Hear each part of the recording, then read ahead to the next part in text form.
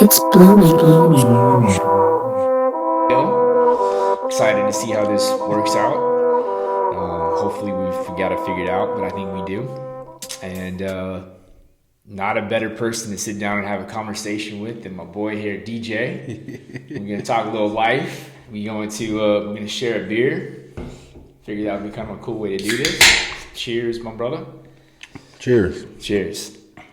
So, DJ is a friend of mine, family friend, you could say, and he's somebody that when I'm dealing with stuff in my life, when I'm dealing with emotional stuff, or I'm always leaning on this guy, and he's always there for me. So it's cool to have him here to talk life and to talk about growth.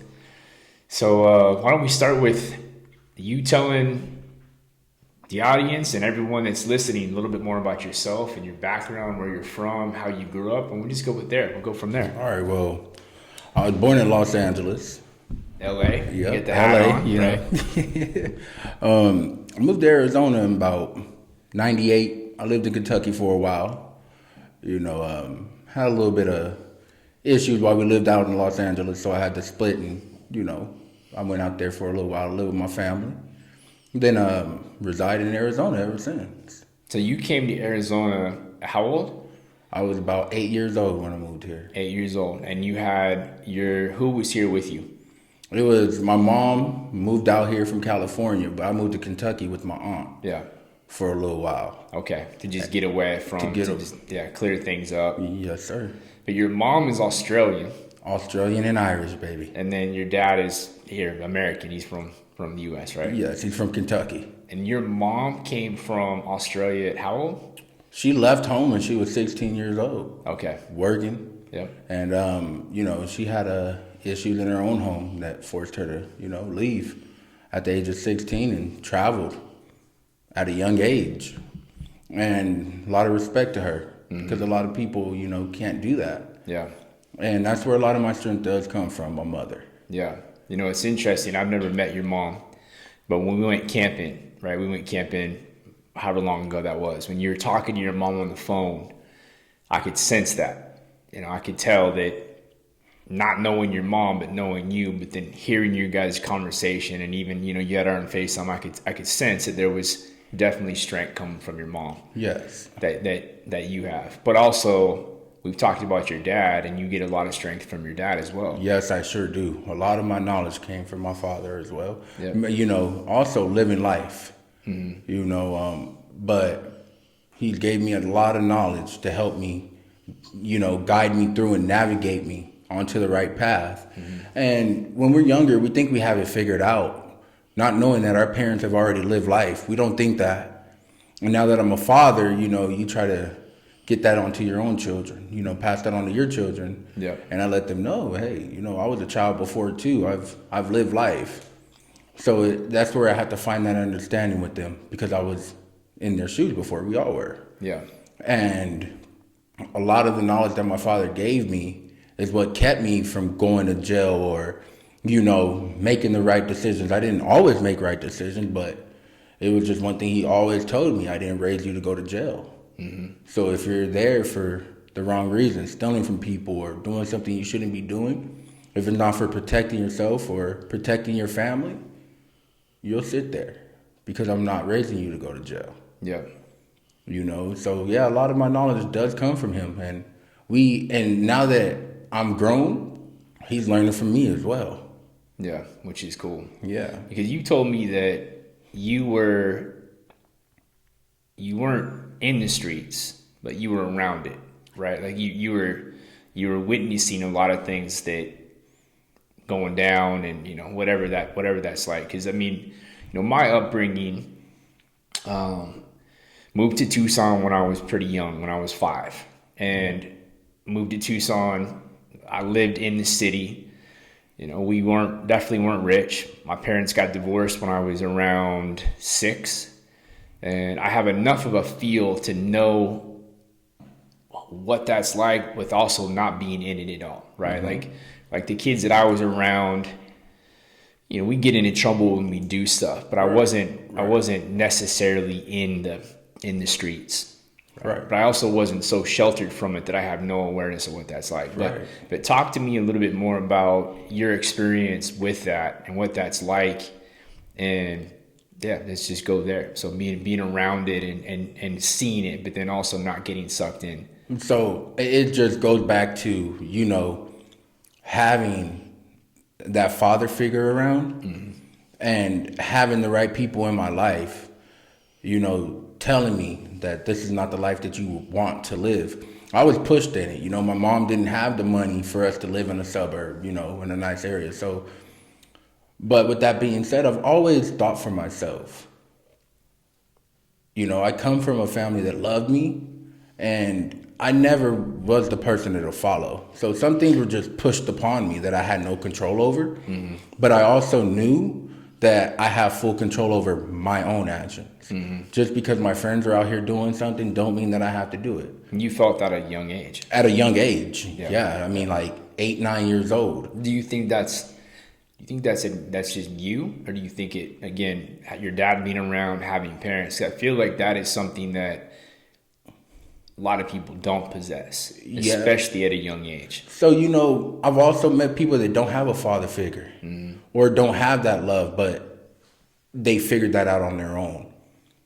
You know, it's just more of you can't worry about trying to fit in. And that's where I think a lot of us go wrong. We want that validation from others when we don't get that from home. So we turn to the streets. We think that's the only place that we can go. So with that being said, I knew that it was something we all know right from wrong. And if we're going to go do, my friends were going to go do something, I'm like, nope, y'all go ahead. I'll be here whenever you guys are done doing what you're doing. I don't know. I don't want to know where you're going, when you're doing it. Y'all go ahead, go do what you're going to do. I'm going to go home. But that's only because my mother, you know, my father was around. I would talk to him here and there. And then he finally moved in with us when I was probably about in 5th grade, I believe. But I would still talk to him. He'd still give me the knowledge. But it was just, I knew wrong from right growing up. That was, you know, that was embedded into my brain from my family. Yeah. And, you know, we all have the family members that do what they do, and then we have our family members that, you know, take that straight path. But the thing is, I like the feeling of doing good versus doing bad. And I didn't care what nobody else thought. You can call me a punk, you can say I'm this, you can say I'm that. But at that age, it's just still, I had that discipline. And now it all makes perfect sense that at that age, I started to have that discipline, and it's what helped me now in adulthood. Yeah. You know, to become more disciplined in life. Yeah. And, you know, rebelling, once I got a little bit older, I started to rebel after my friend got murdered. So that's when I started to get into the streets a little bit more, because I didn't care about anything. I was confused. I didn't really have that support system. I had it, but I didn't quite understand it because I was young. You know, having a friend taken from you, and he was so young, he was 14 years old. Was he just wrong place, wrong time, or was he caught up in stuff? Wrong place, wrong time. He wasn't a bad kid whatsoever. He was 14 years old. Yeah. I was 16 at the time. I was a sophomore in high school. And that was like my brother. Every day, no matter what, you know, we fought, got into arguments, but we were good. You guys are just neighborhood friends? When I first moved out here, he was like one of the first people that I met, and we automatically clicked. And once that had happened, I was just angry. And that's when I started to learn about really not bottling my emotions up. My mom would always tell me, like, you have to speak. Because even things that I seen growing up as a child, I took into, you know, my teenage years from growing up in a rough, you know, area like I grew up in, being exposed to things that I didn't quite understand, but I wouldn't talk about it because I didn't quite understand. Mm-hmm. So and sometimes it would just be, oh, you just need to be quiet. You know, you're a man, you're a boy. You know, we don't express our feelings. And my mom would always tell me, no, that's not right. Because you're going to bottle all that up and you're just a ticking time bomb. It's interesting that you got that lesson young, because it's something that even now, for me in my life in my 40s, I'm learning, and I'm getting better at feeling whatever it is that I'm feeling and tuning into those things and not trying to push them away. And no matter how uncomfortable that is, when you let yourself feel, eventually you'll get to the other side. And when you repress or suppress those feelings, they're just going to get buried down, and they're just going to, burn you, right? That's probably one way to look at it. To learn that early and to be aware of that is a really valuable lesson. It is. Yeah. It really is. So, we'll kind of keep going in that direction. So I'll go back to, I met you through a girlfriend's family, and your family, your partner is a cousin of my girlfriend, complicated situation, but we'll say ex and we'll go with that. But you were one of the maybe the first person that just made me feel comfortable and welcome. Not that not everybody else did, but you were just easy to talk to. And that was 3 years ago, however long it was. But then there was definitely a significant shift when I felt you progress a ton, significant growth. And we'll go into that, right? We'll talk about that, because that to me is one of the way you've articulated that experience to me is just been really powerful, is that you were in a situation where you got shot. Correct. And not that the trajectory of your life wasn't already, going in a positive direction, but like you said, that really shifted it and exponentially increased your growth. Completely. So let's break that down, because I think that's interesting. Yeah. So it was, just living life, trying to figure everything out, dealing with being a father and trying to figure everything out on my own, because I don't come from a family where I get that helping hand. My father always told me, like, you have to do it on your own. It means that much more when you do it on your own. I can lend you $10,000 to get started on the clothing line, because I had asked him before. He goes, D, listen to what you're telling me right now. If I lend you $10,000, it's not that I don't trust in you. He goes, what if it doesn't work out? Now you're in debt to me, 10 grand. Now I'm out of $10,000. He goes, but if you save your money and you do all the right things that you need to do, and you do this on your own, it'll mean that much more to you, because you got it on your own. You don't have that helping hand. And I completely understand where he was coming from. At first, I was like, well, everybody is help, But what he did was give me something that's more valuable than money, was knowledge. Yeah. He goes, because if you lose that $10,000, you're going to get that experience, and it's your money. So you're just going to go one or two ways. Either you're going to give up, but you don't give up. You keep trying. You keep going until you figure something out. I can give you you can lose that $10,000, learn from your mistakes, and go back at it again. So with that being said, back to, with me being shot and everything, just me trying to figure out the money and trying to be better each day and try to, channel my thoughts and my goals and my dreams and what I want in life. I kept running away from all my problems. With my aunt passing away, that lady was real near and dear to my heart. That was like my mom. If anything were to happen to my parents, she would have been there. She had all the rights for me and my sister if anything were to happen to us. So I was dealing with that and then dealing with the pressures of being a father. I wasn't living how I should have been living. I was running the streets, doing drugs, stuff like that. And I thought, I could do that and still, no. But my father always said it's one or the other. You can't run the streets and be a father. You got to do one or the other. Yeah, so at that point in your life, it was almost like, if you would have looked at yourself in the mirror at night, there would have been conflict.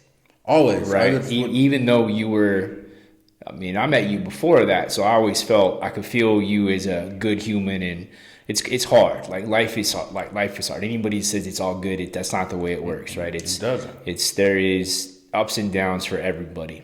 So that point in your life, the pressure of being a father, having a partner, making money, everything, it was just that's heavy, and you were certain aspects of your life weren't as clean or as positive as they could have been. Right. And I had all that knowledge, but like I told you before, if I'm not applying that to my life, saying that you know better, that's contradicting. Because if you know better, you would do better. So if you're doing better, then you do know better. But if you're not doing better, then you don't know any better. So it was just me making the same mistakes over and over, falling into that repetitive pattern, you know, always going back to the people that were no good for me, hanging out with people that didn't have the same mindset as me. And I knew, you know, but it was just a part of me. It's so easy to do bad. So easy to do bad because it's everywhere. It's just so easy to do bad, and you think because you've known these people for so long, you can't cut them out of your life. But knowing you guys are on two different levels, and you think, oh, well, I've known you for this long, don't mean they're any good for you. And that's one thing that I had to understand.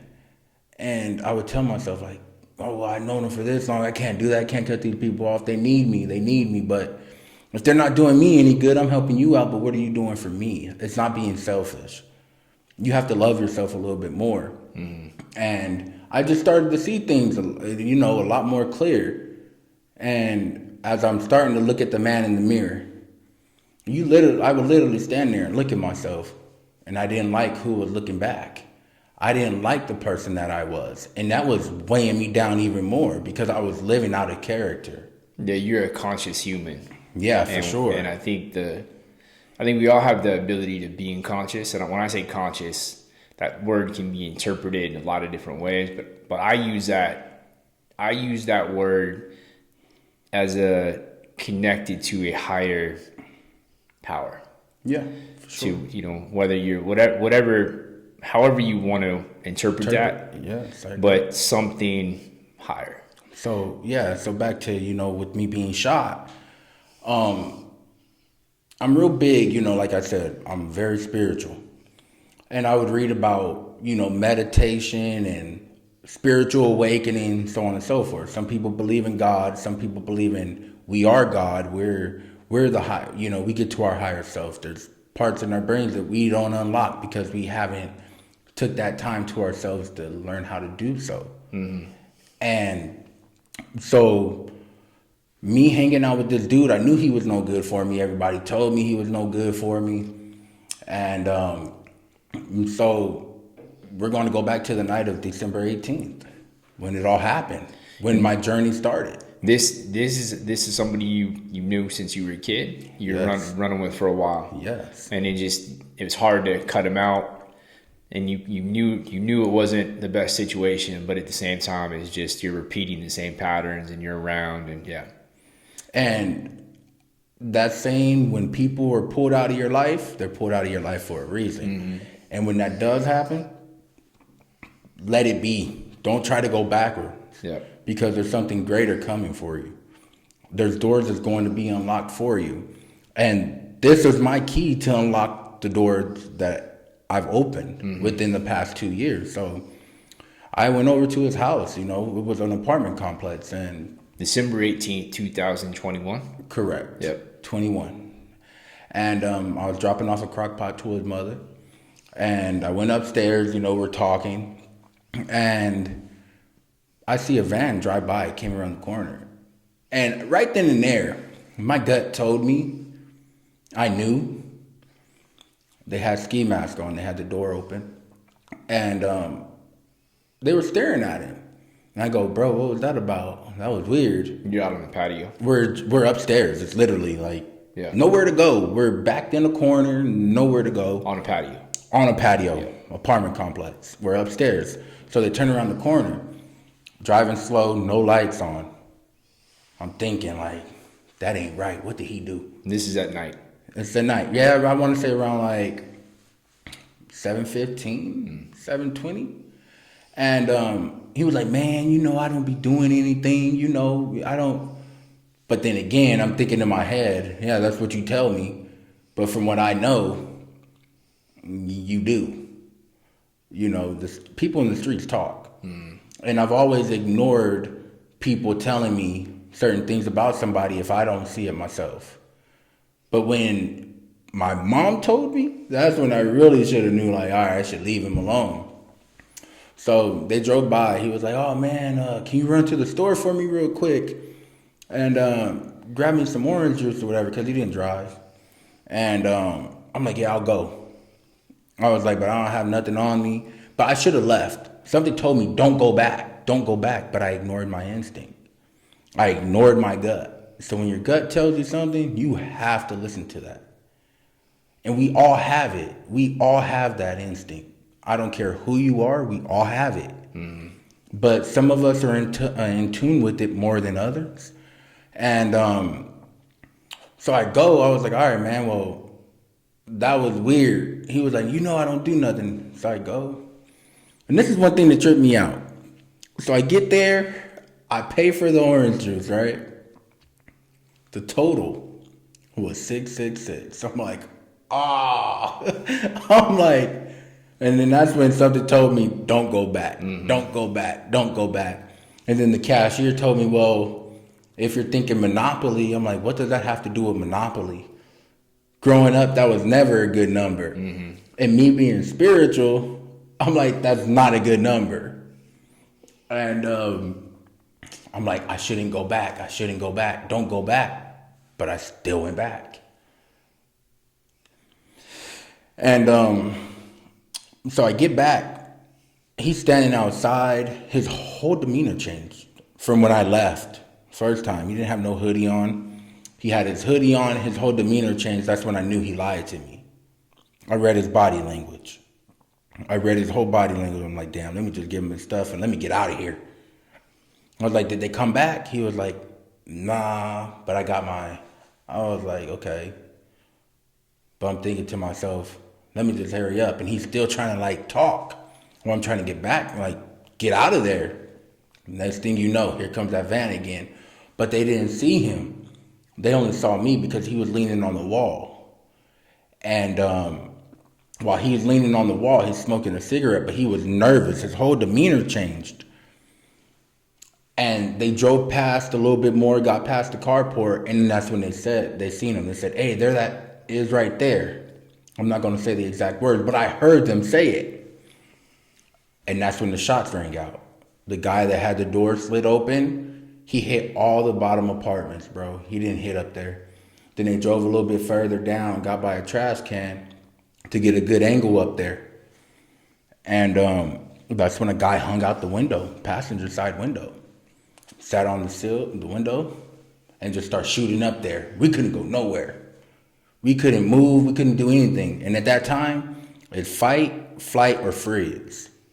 I moved out the way. I couldn't run down the stairs. So I moved out the way. The dude was still shooting at him. And then I run back towards him. He was so stuck, and he turned towards the window, and he's stuck. I'm trying to like pull his arm I'm like, shoot, bro, shoot, what are you doing? Like, he was frozen. He's a big dude, like 6'2", 300 pounds. And they're shooting, I had my back turned. And at that time, there was something in my head telling me at this time, all this is going down. You're going to be okay. You're going to be fine. This is going to help you get to where you're going. You need to change your life. And it's a voice, like I told you, I've never heard it before. You told me that was my higher self. And at that time, I believe something was, something in my brain was unlocked. I became in touch with my higher self. I don't know if it was God. I don't know. And like you told me, I stopped trying to figure that out. But when that voice was talking to me, I'm thinking to myself, there was no fear at that moment when I'm being shot at. And while I'm looking at him froze up, I said, dude, open the door. And I turned my back because I had nowhere to go. Because if I would have ran down the stairs, I didn't want to take no chance of walking into gunfire. So being shot at over 30 times, dude, and only getting grazed in my back and then opening the door, it was like my body, it wasn't my adrenaline. Something came over my body to where it was all one motion. I opened the door, boom, swung the door open. His mom screaming her head off in the house. And I pushed him in, and he's a big dude, but it wasn't my adrenaline. I know the difference. I wasn't scared at the time. And it was that voice that was telling me, you know, my mom telling me, oh, it was your guardian angels. That was your aunt. That was Jose, my buddy who was murdered.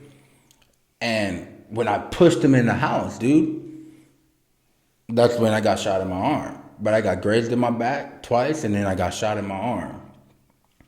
And I looked at him. He's just still in a daze, standing in his living room while his mom's screaming her head off. But I'm steady looking out the door, trying to, you know, see when they're done shooting, so I can get out of here. I said, bro, you said that was nothing. And I'm over here trying to talk to him, but he's still frozen, dude.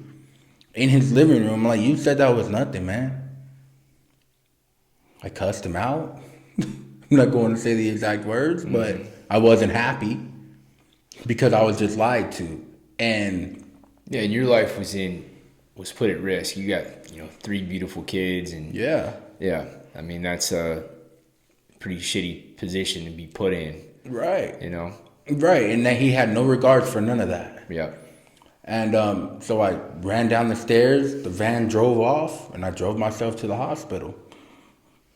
Excuse me. And from there on, I said, I'm done with everything.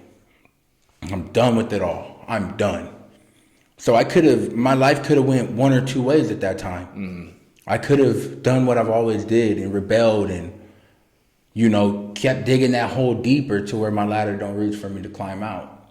And then I lose my family. I lose my girl.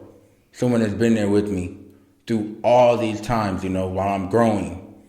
And she always told me, you're worth it. But she also told me, stop going over there. You don't know what he does. Stop going over there. Oh, you don't know. I didn't want to listen because I was going back to, I've known him for this long. He showed me this. He showed me that. Just because somebody portrays something to you don't mean that's who they truly are. Because at that time when everything actually went down and we were in a situation, he left me for dead. Mm-hmm. And I saved his life. Everybody said, well, why'd you do that? Because that's not the type of person I am. Yeah. Go ahead. I'm just saying that you're also, in that as that's happening, I'm assuming you just, like you said, you're not really thinking. I'm not. You're just doing whatever comes to you, which is get him out of the way. You get out of the way, like, you know, survive. You're tuned into that. Survive. But that voice that was in my head stuck with me. It still sticks with me to this day. Mm-hmm. It wasn't myself talking to myself. I'm very, you know, aware of my own thoughts. It's a voice that I've never heard before, and it was so loud. Mm-hmm. And that's where there was no fear, because that voice brought that comfort. That voice literally helped me in that situation that I was in, to where I'm like, I'm going to be all right. And I'm thinking in my head, like, I can't believe I'm being shot at right now. You know, I've been in situations like that before, but nothing that close, dude. And it's always because of the people that I hung around. Mm-hmm. The company that I would keep. My mother always told me, you need to watch the company you keep. What? So you're in the hospital. Are you already at that point, or are you already thinking about you got to make changes in your life, or did that like already? And then what would you say are the biggest lessons that stick out for you from that experience? Like you know, where I go is you think about how precious life is, and it's nothing's guaranteed. We just don't know things like that, right? That you now have a perspective on, you know, time that it is short. But like, what else that, you know, talk to that, to other things that you. That is one of the main things. I'm like, wow, you know, You lose friends, we all say, oh, well, life isn't promised, blah, blah, blah, but we still waste time. And when that happened to me, I didn't dwell on that. I used that and moved forward and said, you know what? Life can be gone at any moment. Let's go. Let's go. I'm leaving all this behind. If you don't match my energy, I'm not going back to hanging out with people that don't have anything going for themselves. You are who you surround yourself with. I can do bad all by myself. I'm gonna focus on my family. I'm gonna focus on my goals, my dreams, and everything that I want to accomplish in life. But the anger was there. The anger was there for sure. Angry at your friend. At my friend, but at myself also. Because I pretty much put myself in that situation. But like my buddy told me, Joseph, he helped me through it. He helped me through it for sure. And when that happened, it also showed me who truly cared for me and who truly loved me. He told me, like, D, you have to look at it as that was meant to happen. And don't dwell on it. You live through it. Use that, bro, and put all that energy into where you want to go, or where all the things that you want to do in life, put that into that energy. I stopped taking things for granted. Stopped feeling sorry for myself, for everything. I let everything in the past go. And it helped me heal. I don't hold on to things. Everything that was holding me down, that I was just living in the past with everything, didn't even matter. I was able to heal. I was able to let go of it because I had that near-death experience, dude, to where all that doesn't even matter. All the people that hurt me, all the people that wronged me, everything that I was carrying in life, I said, you know what? It's gone. It's gone. And it's just still that voice, man. It really helped me. That whole situation helped me. And I told myself, if I decide to, rebel and let this anger take over me, it's going to be worse. I may not get another chance at life if I continue living and hanging with the people that I hang around. And like my buddy James had told me, he told me, look, you got to let that anger go. Because I was dealing with a lot of anger at first, but I was still doing good, but I was still dealing with that anger of wanting to get back at him for putting me in that situation. He told me, look, you got to let that go. He goes, I didn't quite understand it. He goes, at least try to pretend to forgive him. But he said, all you're doing is holding yourself back, holding grudges against people who don't even care about you. He goes, so once somebody shows you who they are, you have to accept that. And you have to move forward. He said, I had to pretend to forgive people. I didn't quite forgive. Well, I'm not fine with pretending to feel a certain way. But I'm one of those people, I will listen. Even if I don't quite understand, I gave it a shot. And he was like, you truly forgive somebody that wronged you or, did anything to you when you can see that person and give them a hug. He said, I had to pretend to forgive people until I actually forgave them. And I tried it. I would tell myself, talk to myself all the time and catch myself, hey, nah, that's okay. I'm doing better. I wish him the best. I forgive him. I forgive him. And I tried that with everybody that I didn't forgive in my life. And it worked for me. Anytime I would get those negative thoughts, all right, I forgive them. I hope them the best. No resentment towards the people, because I felt the way that I would think about the situation or whatever the people did to me is how all that energy that I'm putting into that's how it's going to turn out. So if I put all the negative thoughts into that person who did me wrong, it's just going to have the same outcome. But if I wish those people well and, hope that they find themselves or they'll do better in life and see who they truly are, But we all make mistakes because I have to take a look at myself too. And I still deal with certain things in life because I'm only human. But it's still a day-to-day struggle. Mm-hmm. And that's where it goes with, like I told you, my 1%. If it's all about catching yourself at that time. When you start to go backwards and think about something. And once it doesn't control your emotions, that's when you know you're getting better at it. You're getting better at actually controlling your thoughts, and you're starting that healing process. When that anger doesn't come over you and it can destroy your whole day. Because that's how it would be with me when I start to have those thoughts about people, when I would start to go backwards. But I just kept telling myself, catching myself every time I would slip. No, you're better than that. Mm-hmm. All you're doing is hurting yourself.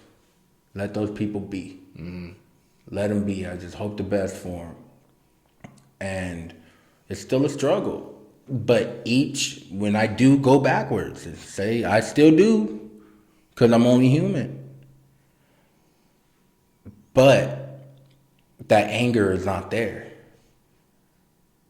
because I'm consistently on top of it, reminding myself. And if somebody says, oh, well, I don't care, I don't even think, that's a lie. That's a lie, because you're human. We all go back, you know. They say I can forgive, but I won't forget. But how do you react when you say you don't forget something? You know, how do you react towards that thought when it does reoccur? Right.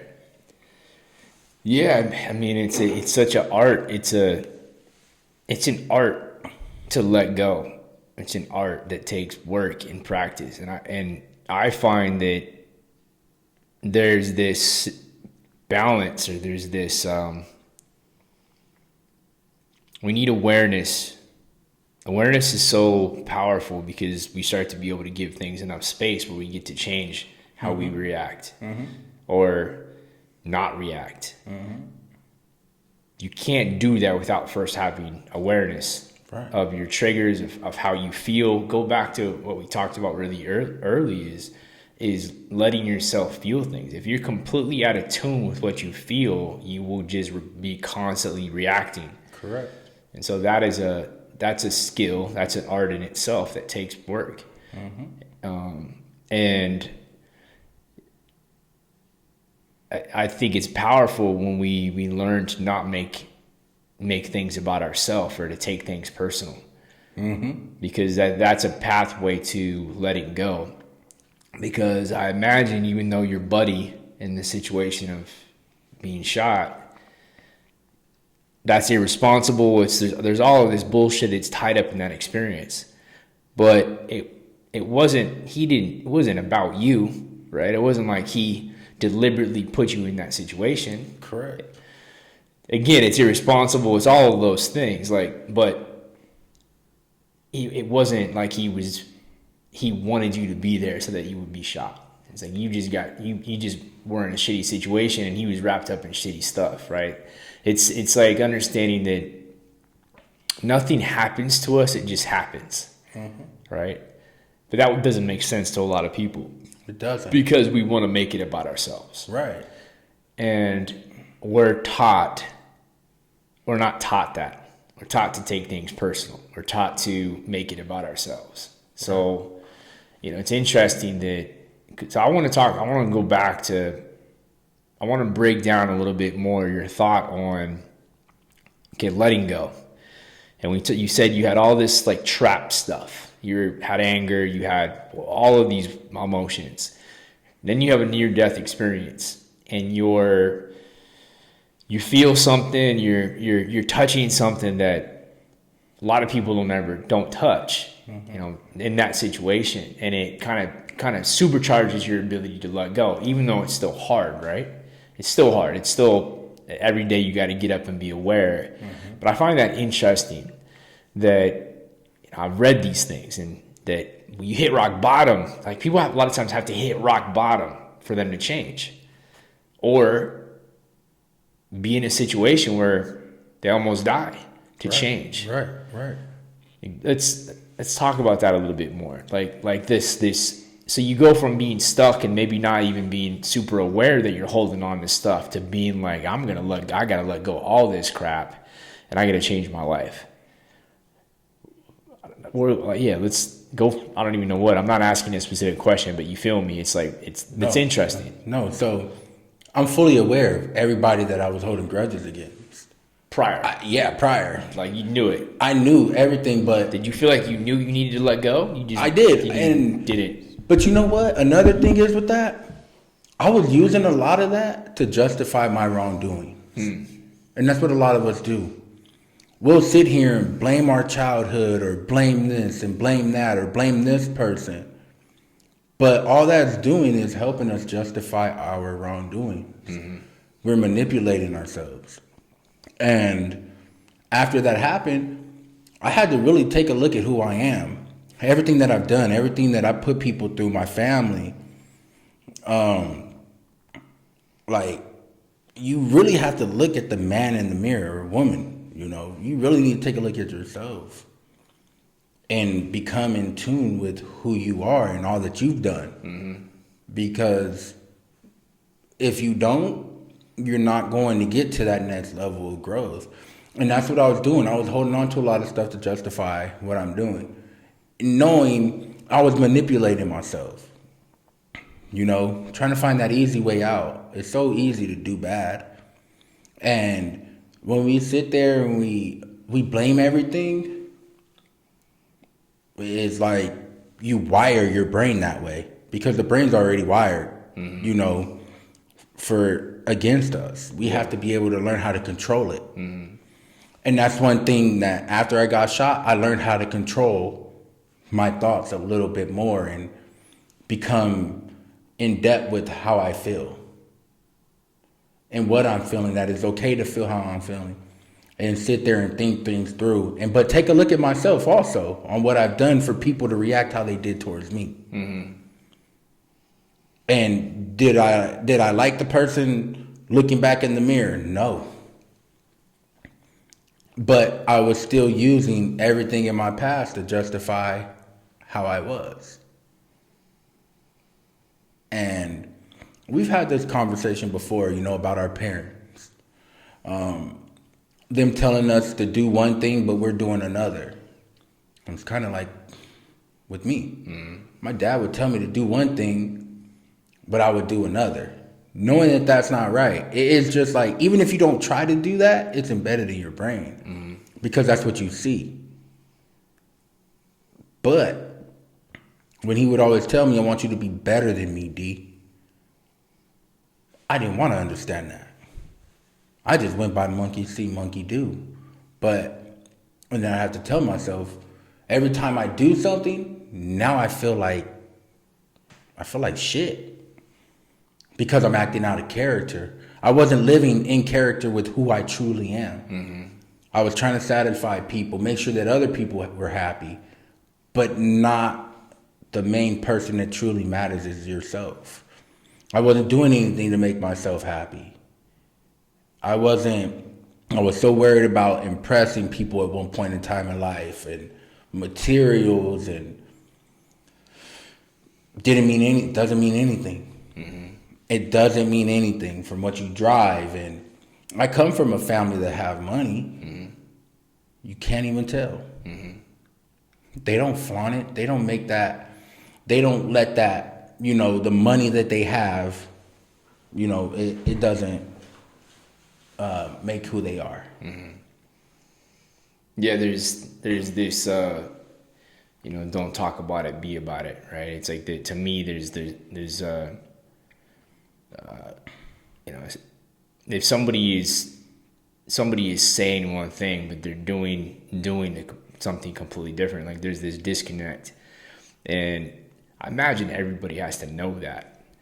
But maybe the less you pay attention to it, or the less you look at yourself in the mirror, call that your conscious, the Holy Spirit, whatever. It's just that gap can get bigger and bigger, but that also can just, I imagine it just, eats people away. It eats, kind of eats at your soul when you're doing that. And certain things just need to be experienced.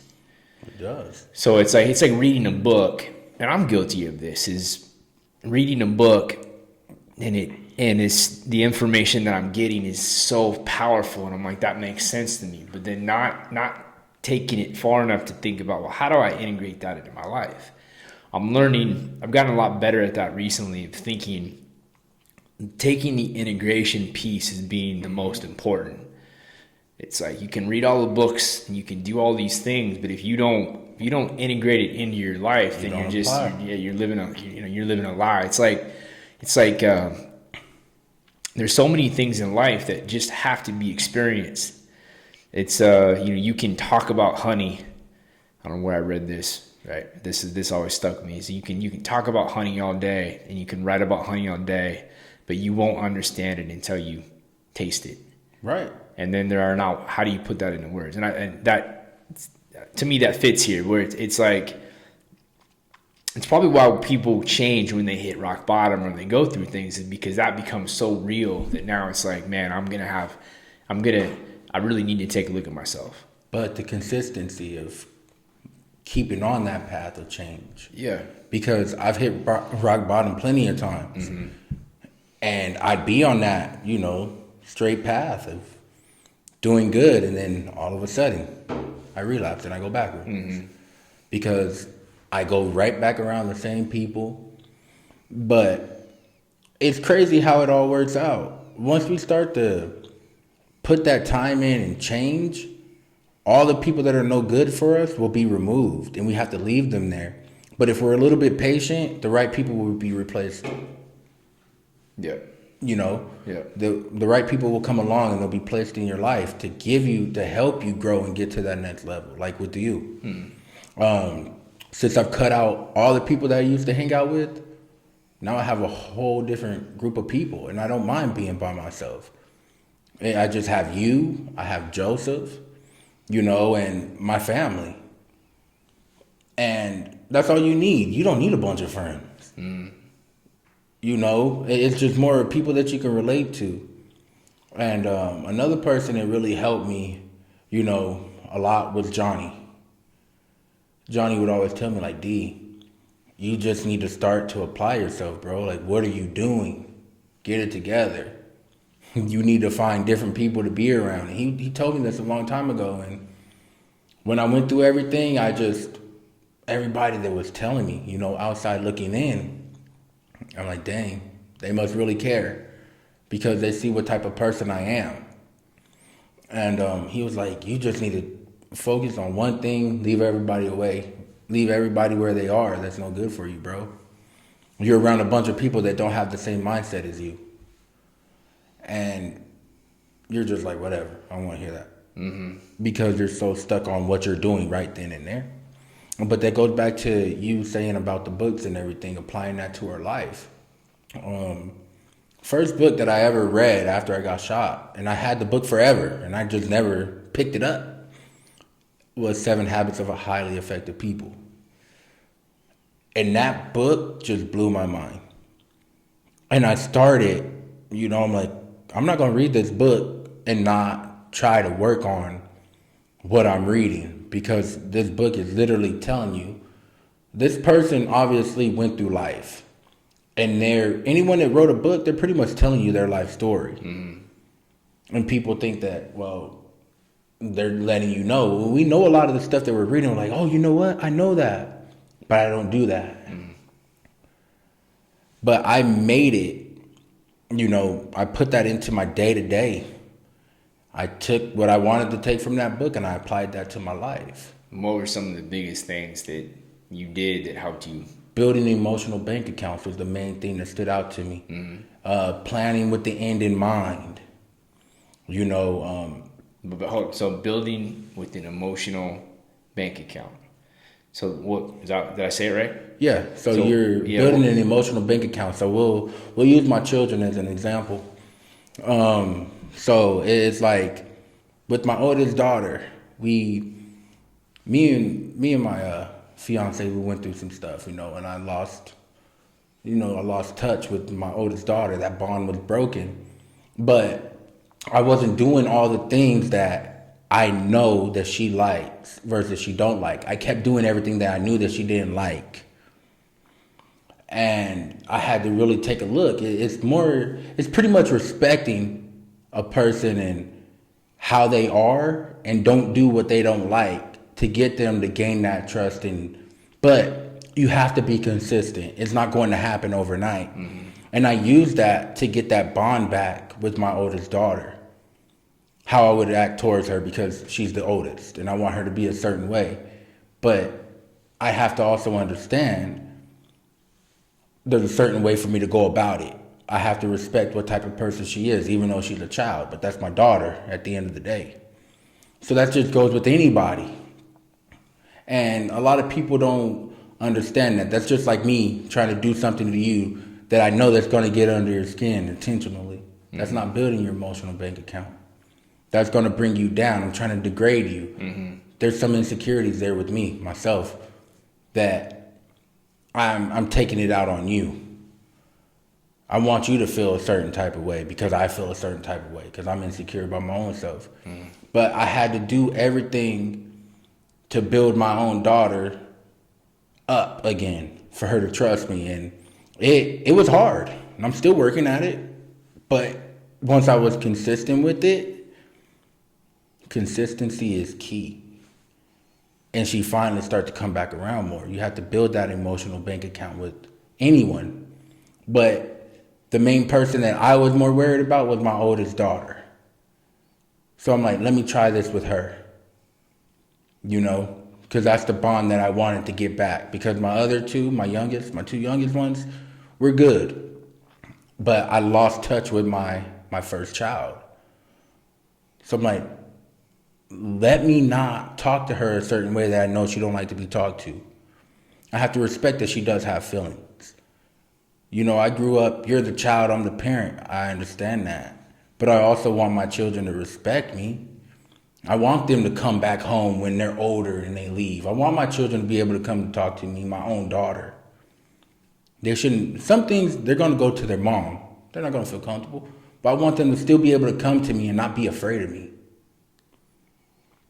So I had to build that emotional bank account up with her. Mm-hmm.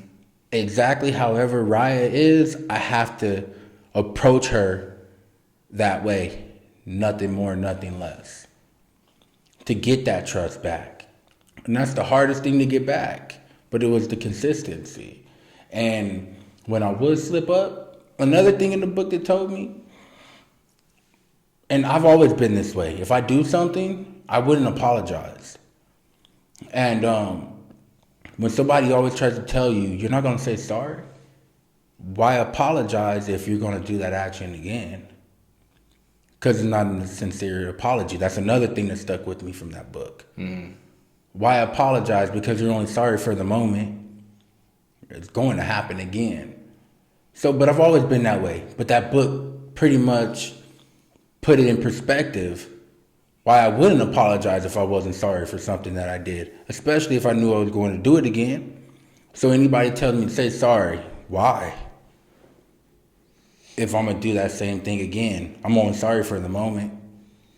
And that's another thing that really stood out with me in that book. Like, when something would happen, you're not going to apologize? No. Why? Why am I going to apologize? Oh, well, it's common courtesy. Well, what if I do it again? You want another apology? And it's just going to keep happening again. So many sorries, then you're just not going to want to be bothered with me. Right. So either accept somebody for who they are or just stay away from them. Mm-hmm. So once I do something, I tell myself I'm aware of it. I embed it in my brain. And this is what's been working for me. Things that I'm trying to work on. I apply that to my day-to-day life. Things that I don't like about myself, things that I want to change just a little bit, but I don't beat myself up when I do slip up, because at least I'm trying. Some people don't. Yeah. No, that's the art. The art. There's an art there. There's a skill there of holding yourself accountable while also Correct. loving yourself, which Correct. is a really hard balance. And I think a big piece of it is we tend to get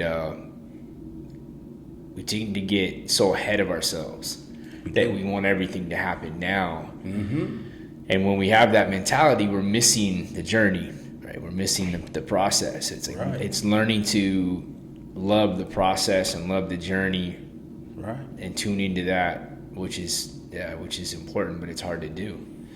It's like I catch myself with a lot of things. Like I want it now, and I'm a pretty patient person, but I still want it. I want it now. And that again goes back to this idea of integration. If you understand who you want to be and where you want to get, that you got to do that, but then you got to just day by day keep chunking away at it and enjoying that. Right. Otherwise, you're missing your life. You right? are. Yeah. You have to enjoy the journey, and don't even worry about the destination. You'll get there. Just enjoy that journey that you're on. Yeah. And the journey is just only right now. That's it's so important to just be present and be with yourself and keep rolling, man. One step at a time. Yeah. One step at a time, man. Yeah. So what would be? Okay, so you talk about that, the emotional bank, and recultivating or reconnecting with the relationships. And what are some other things that stick out, and maybe separate from the book or even separate from the experience of being shot, but just things in your life now that you're proud of? So, it's the main thing that I'm proud of, man, is that I was able to flip everything, man, and not fall into my old patterns again, and go back to school and do everything that I actually want to do, and staying with the same place, finding what I want in life, being able to think clear. At one point in time, I had all these thoughts. My mind was everywhere. I want to do this. I want to do this. I want to do that. But I wasn't doing anything about it. And the one thing that I'm proud of myself is I do everything that I say I'm going to do now. If I want to do something, I'm going to do it.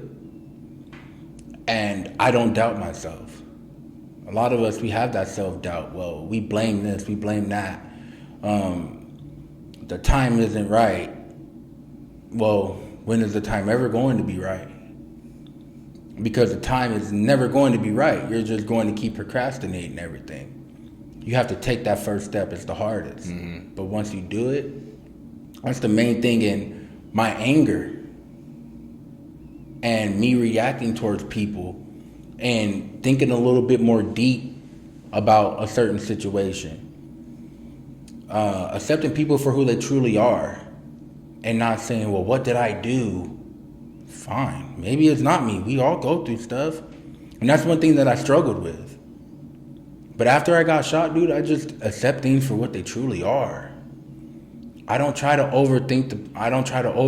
And another thing that I told you, I changed a lot of my old ways of thinking that I brought, some stuff from the streets and, oh, well, you don't like this person, so why are you talking to them?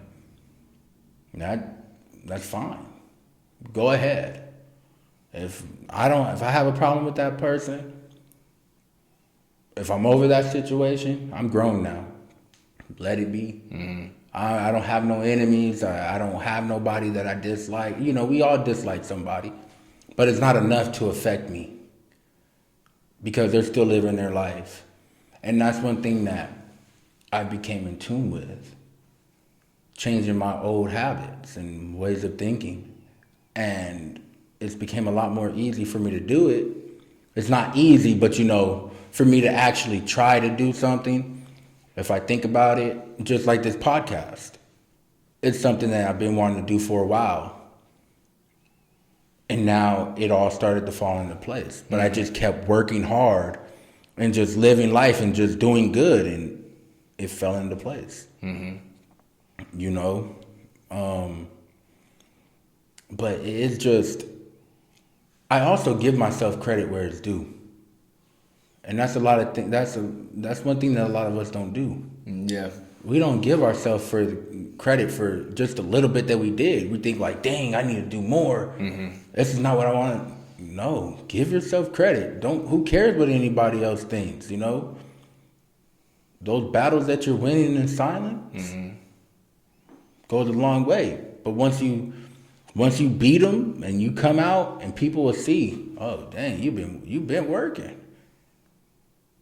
That's why I don't display what I'm doing when I'm doing it. You know, I just fight my battles in silence. And once I'm there, I don't speak on something before it's done. I just keep it in my mind and I'm like, I'm working at it. I'm going to do it. I'll discuss it with you. I'll discuss it with Joseph. I'll discuss it with my girl. But me telling everybody, oh, I'm about to do this, I'm about to do that, like I used to do? Nah, because did I do it? No. Now you look like a fool. So I just keep everything to myself. And I just, all right, I'm going to do it. I'm going to do it. I believe in myself. I'm my biggest motivator. And the people that I surround myself with, I just take from their energy, and that keeps me going. You know, we don't have to talk every day because we have our own lives. But when the time is right, we're going to hang out. But I stopped taking things personal, bro. And I started really looking at everything for what it truly is. And that's something that I'm proud of myself, because I'd always take things personal. And all I was doing was beating myself up. And a lot of my old ways, I'm still working on them. But that's one thing that I'm proud of. And I had to be okay with being the person that I am. You know? And then I met you and I'm like, dude, there is other people out there like me. And that's just like with my cousin, bro. He never quite understood none of the stuff that I would tell him because he was still fighting his own battles. But now he had to also see that he had to be fine with feeling what he's feeling. That it's okay to be able to talk about how you feel. It doesn't make you any less of a man. And once I found that I had the gift, it felt like it was a burden. Everybody coming to me with their problems. And I'm thinking, that's a gift. People feel comfortable enough if they barely know me to talk to me. And help them, and not me taking on their energy and making me feel weighed down. Now I can do that. Come on, just talk to me. Let's talk. Until where I don't feel like I'm weighed down. I'm taking on their energy. Because we all have a story, it's different. And I can't expect the next person to understand me either. That's another thing. I would talk to people, and that's the one reason why I would shut down a lot, because people wouldn't understand. I felt like people wouldn't understand. But I was looking for people to actually, oh, well, let's talk, you know, and they don't give you no information or help on what you just spoke about. Like, oh, well, I don't know what to say. And that's one thing that I had to learn. I can't expect everybody to understand. I have to pick and choose who I talk to, and if I do open up, that's because I want to. And that's one thing that being shot, dude, that it really flipped my whole life around, dude. The way I think, the way I move. But it didn't break me. I didn't let it break me. It gave me my breakthrough, but it didn't break me. And it changed the way that I think, bro. And I'm happy for that. I'm blessed, you know, and I'm happy with whatever I have in life. That's fine by me. I just have to keep working and keep going. As long as I have good people around me, my family's okay, my family's taken care of, I'm going to keep living and embrace every single day. I'm not going to worry about what this person's doing, what that person is doing. Good for you. Whatever floats your boat. Yeah. You know, and I'm just happy that it just feels so good doing good, bro. Instead of living how I was living. It just feels good, man. It just gives me the will and the drive to keep going. to be better every day. It's a day-to-day struggle, but it's a struggle that I'm taking on, you know. And I'd rather take this on than running away from my problems. That struggle's even worse when you're running. Yeah. That path doesn't end well, right? It doesn't. It never gets better. At all. And that's why when I talk, I tell people, look, I got my 2 people. You know, well, I got this many friends, like Dee for instance. I got all these friends, baby. You don't need that many friends, but you're a kid. You're still trying to figure it out. Yeah. Well, Dad, you don't have that many friends. I said, baby, when you get older, you'll figure it out. You don't. Yeah. Because everybody's not your friend. Yeah. Yeah. You know? Yeah. So. Yeah, man. It's important to really just have people you connect with. Yeah. I mean, I think everybody's that way. And it's probably different for certain people. You know, I'm one of those people that I want to connect consciously with people. I want to have real talk. I'm okay being vulnerable. Yep.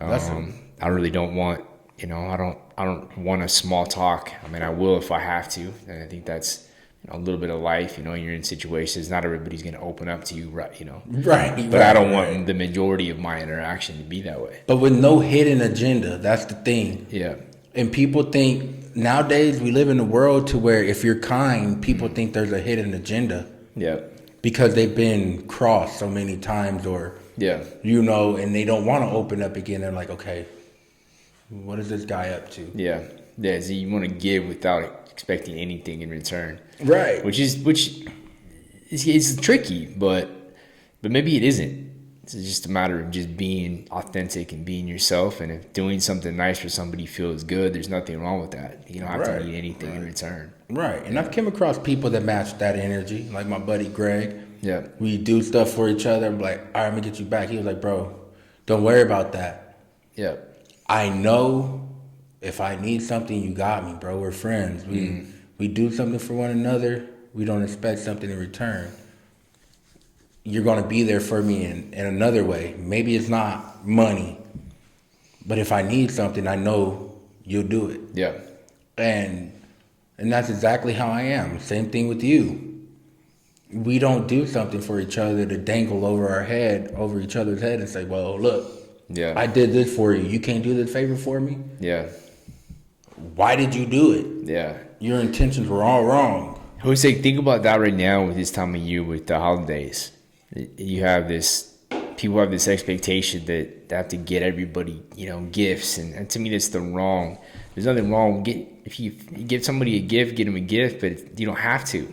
And that doesn't mean that they got to get you something in return. It's like this weird aspect of our culture where we feel burdened to get certain people stuff. Mm-hmm. I had a conversation with with a client of that, and she was talking about how she felt so stressed about that, and I was like, that's you're putting that on yourself. And I realize it's easier said than done, but it really is. Like if somebody's gonna judge you for not getting you a gift, then that's on them. That's you can't control that, right? If I get you a gift and you don't get me something, who cares? Mm-hmm. So yeah, but it is interesting, man. Yeah, we do that. But you know what's weird? I've never really cared for the holidays. Yeah, I've always just enjoyed the family. Yeah, it's just fun to be around people. Yeah, and my dad always told me it's more to the holidays than just buying stuff. Right. It's about family. Mm. And I even, as a kid, I loved the toys on Christmas, but my dad always told me, this is not what it's all about. Mm-hmm. When you get older, you'll understand and I'll tell you more. Yeah. And I'm the same way. I don't want, my dad, what do you want? I don't want anything. I have you and mom here. Mm. That's good enough. Yeah. And it's just, I don't care for going out buying all this stuff, and because all I'm doing is making somebody else richer. Yeah. Right. You know what I mean? Yeah. All I'm doing is, as long as my family's good, they're healthy, all that matters. Yeah, it's just nice being around people, man. Being around good people. But, that's all it's about, man. And that's one thing that we sometimes take for granted until we don't have nobody. Yeah. And I've been there before. Yeah. Took everything for granted until I had nobody. You know, but at the end of the day, I brought that on myself. I brought that on myself. It was nobody's fault but mine. Yeah. You know? Yeah. And we take things personal, man. Yeah, for sure. Yeah. Well, shoot, D. I don't even know what time we got. I'm gonna be honest. I'm gonna be a little worried that I'm still recording and we got like the audio and everything. But yeah, I think we call it. Let's call it quits night now, and then we'll just have to continue the conversation at some other point. Yeah, do it again. Different topics. Yeah, because I feel like again, I'm hoping that the iPhone is still working. You know, it better still be working. We're figuring this out, man. But I really appreciate you doing this. Yeah, this is fun, man. It's cool to record and document some of the conversations that we've had, because it's been cool getting to know you more and having having you in my life and be able to bounce things off of you. And to me, this conversation is really about tuning in and holding yourself accountable. Correct. Looking at yourself in the mirror and really asking yourself, are you good with what you see? But also giving yourself a break and realizing that you're human and you're not going to be able to make all of those changes at once. Right. But that's to me, that's the takeaway from this. And I've enjoyed those conversations with you in the past of like, if you really are looking at yourself in the mirror and you're being honest with yourself, and then you start to just gradually make those changes, that's so important, rather than pretending, and lying to yourself. Right. So, yeah. Right. And it's unfortunate that we can't, that more people don't do that without having to go through significant things. And maybe that's a piece of this that people can walk away from, is don't wait. Life is short. Don't wait until you get shot. Don't wait until, you lose someone in your life to really start to make changes that you need to make. Right. The time is now. Yeah.